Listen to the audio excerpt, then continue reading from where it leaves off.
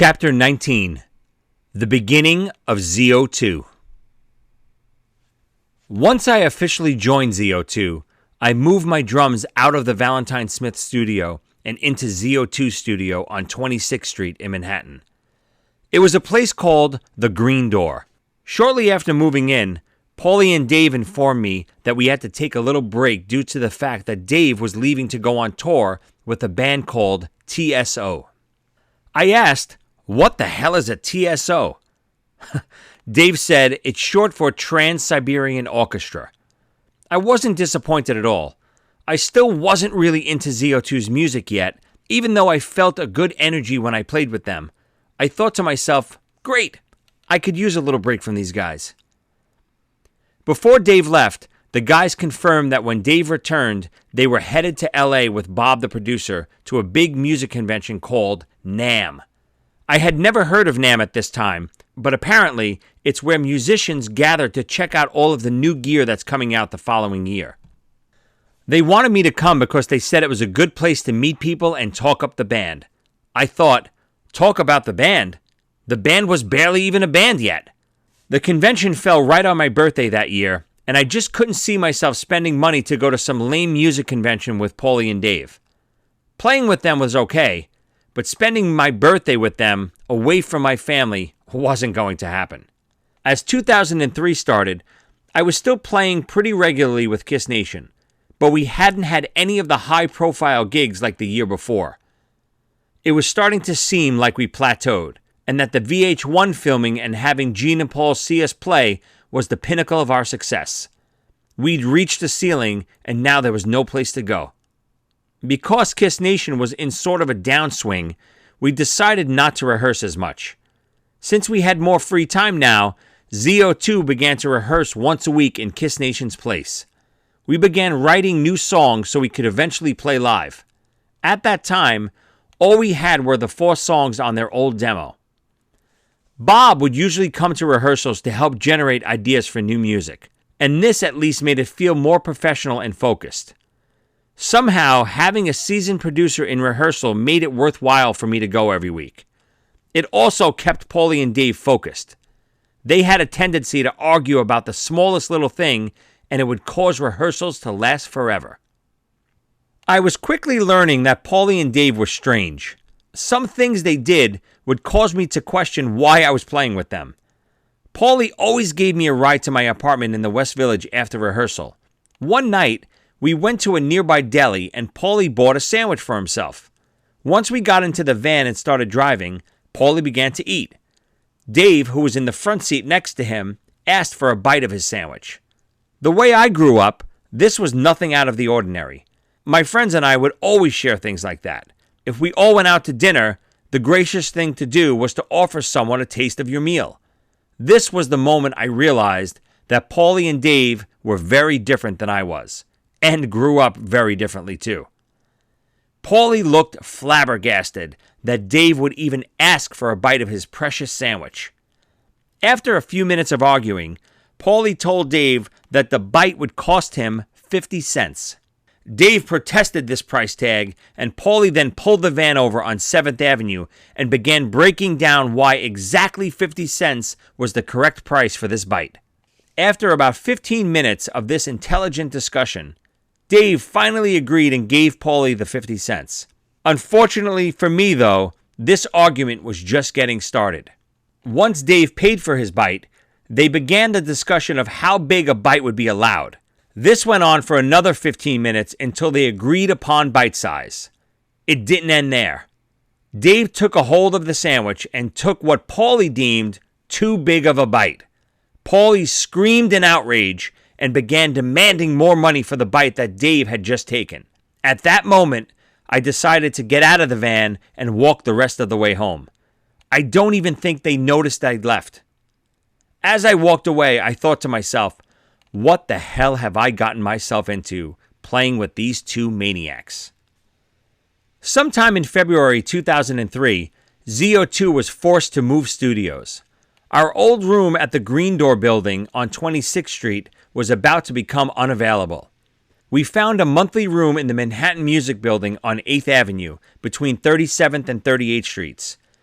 We would be sharing a room with a few other bands and musicians, and we would all split the days each month. We would rehearse on Tuesdays and Thursdays. Once we moved into the music building, we started to focus on writing new material. After about a month, we decided to record a quick demo to just assess the songs and the arrangements. I had just recently purchased an electronic drum kit, and we decided to record the drums on that. I bought the top-of-the-line Roland V drum kit. It was the best purchase I'd ever made. Before being thrown out of my 2 homes in Brooklyn and being forced to move to Manhattan, I'd played my drums every single day. Since moving to Manhattan, I had no way of practicing unless I went to a rehearsal studio. With my newly purchased electronic kit, I could finally practice anytime I wanted. Dave came over to my apartment one afternoon, and while my mom was watching TV in the next room, we digitally recorded the drum tracks to 5 songs for our new demo. It was incredible. Because my drums were all digital, they went directly into Dave's laptop and into Pro Tools. Recording drums had never been easier or quieter. The songs we recorded that day included Identity, Verge of War, Center of the Universe, 12 O'Clock, and I Don't Mind. Here's the first demo I ever recorded with ZO2, 12 O'Clock. We always loved the verse of this song, but for some reason we could never come up with a great chorus. Over the years and the course of the 3 albums that we recorded, we always tried to re-demo this to try to make it work. It never did.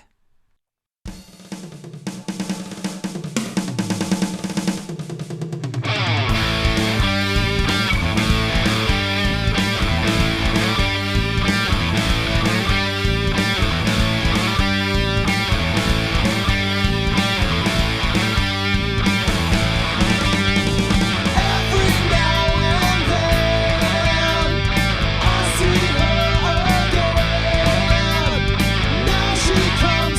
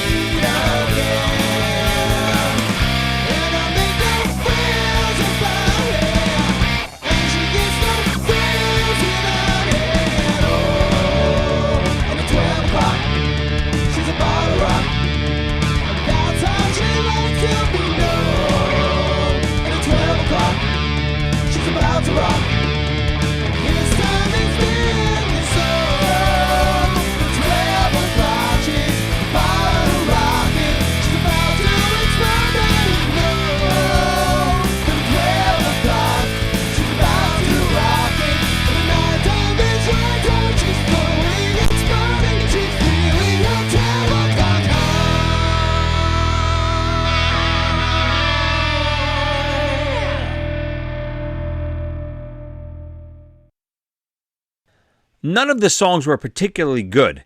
A couple had catchy parts, but as a whole, they were a bit of a mess. As great as the V-drums were, they sounded fake, especially the cymbals. But this demo wasn't meant to be shown around or anything. Like I mentioned, it was just to evaluate where we were with our original songs. During this time, Paulie and Dave were also very into odd meter changes, something I was not a fan of. I thought music was all about two things, groove and melody. They were still young songwriters, and I think they were still trying to impress other musicians with odd time signatures. After that first demo, I quickly put a stop to that. Even though we all agreed that none of these songs on the demo were amazing, we thought we had enough ready to book our first gig. A few days after the demo was complete, Dave said he had the perfect first gig for us. The Trans-Siberian Orchestra was having a special night where their members could showcase their original acts. It was called TSO Originals Night at the Cutting Room in New York City. Paulie and I said, sure, why not? But Bob wasn't as quick to agree. He didn't think it was the right mix for us to play with the other members of TSO. Dave and Paulie absolutely disagreed, and I still didn't even know enough about TSO to bring any kind of opinion. Even with Bob's hesitation, we decided to do the show. So on March 6th, 2003, ZO2 played its very first gig at the Cutting Room. We were still really raw and didn't know what kind of direction we were headed in. My fashion style was basically the same it had been since 8th grade. Paulie and Dave both had short hair, and Paulie's was a bright fluorescent red. Our look was as mishmashed as our songs. We opened with the first song the three of us had written together as ZO2 called Identity. It was a very odd opener. To open the show, Paulie and Dave were crouched down as low as they could go, and then as the intro to Identity slowly built up, they slowly rose to their feet. When the song finally kicked in, they jumped up and began flailing all around the stage. It was strange, to say the least. Immediately following the opening song, we did the ZO2 opening that everyone is now familiar with.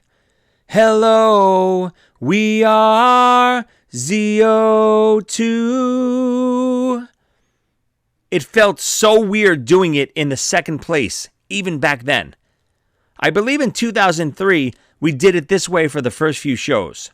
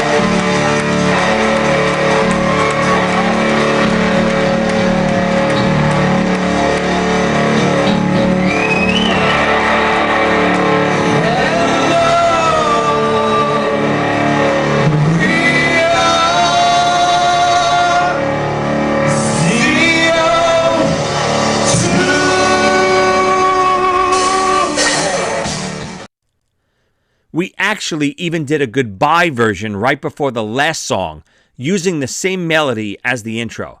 It went something like this.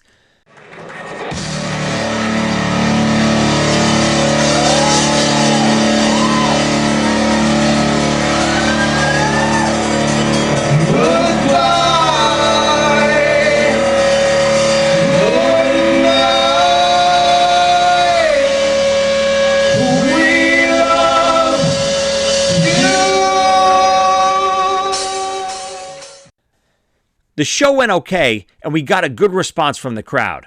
My lifelong friend Scally was in attendance. To this day, he's the only person who has ever seen me play live with every one of my band incarnations. Scally's the best. I didn't stick around long after the show because I was leaving at 5:30 a.m. the next morning to go to my good friend Ernie's bachelor party in Key West, Florida.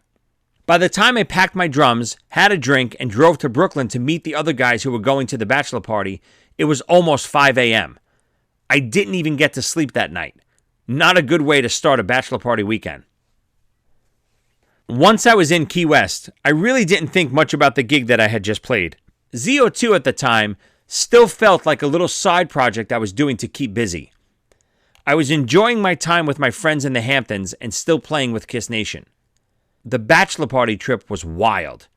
We drank the whole flight to Key West, and we were feeling pretty good by the time we landed. I was awake for about 48 hours and drinking for about 12 of those hours by the time we decided to go out on the first night. Needless to say, I was already a little delirious by the time we got to the bar and started partying for Ernie.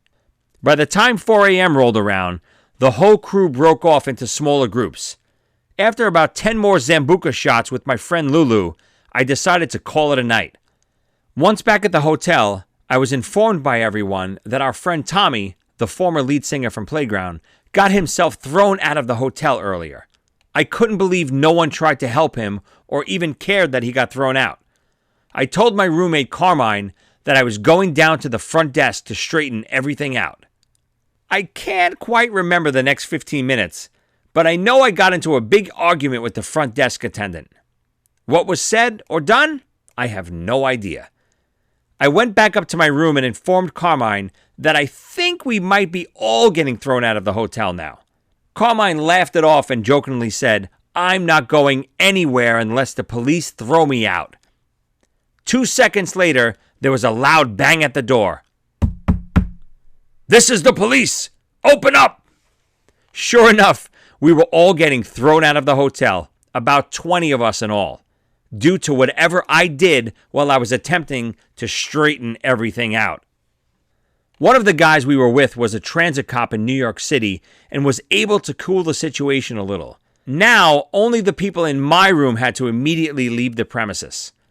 Carmine snuck into one of the other rooms while the police were making me pack my bags. So the only person getting thrown out now was me. The police proceeded to escort me off the premises.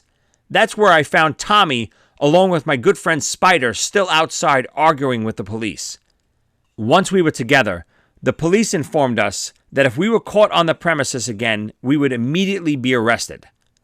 Because the rest of the bachelor party was still staying at this hotel, and because we didn't want to miss out on any of the partying, the next afternoon, Tommy and I decided to buy disguises and sneak back into the hotel. It worked like a charm. At least until we decided to shed our disguises to go in the pool. The hotel manager recognized us immediately and rushed over screaming that he was calling the police. Tommy and I quickly grabbed our stuff and got the hell out of there. I would give anything to see the security footage of me in the lobby that night trying to straighten everything out. I can only imagine. Upon returning from my trip, I was surprised to hear that ZO2 already booked their next few shows. The next few shows were pretty uneventful. The crowds were very sparse. We were just trying to figure out who exactly we were as a band. Because I never thought of ZO2 as a serious project, and I felt like Kiss Nation had reached its peak, I decided to spend most of the summer of 2003 with my friends in our Hamptons rental house again. It turned out to be one of the best decisions of my life.